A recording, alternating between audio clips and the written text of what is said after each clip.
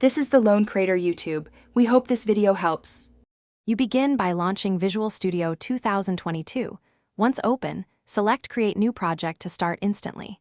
Filter language to Visual Basic and pick the template you need, Console, Windows Forms, or WPF, because each scaffolds different app types.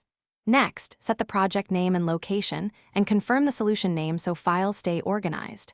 Make sure you choose the correct target framework, for example, Net6, NET framework, before creating the project, since that affects available APIs and libraries. Once the project exists, configure its identity. Adjust the root namespace and assembly name in project properties so you get predictable class names. Then add references and NuGet packages you need.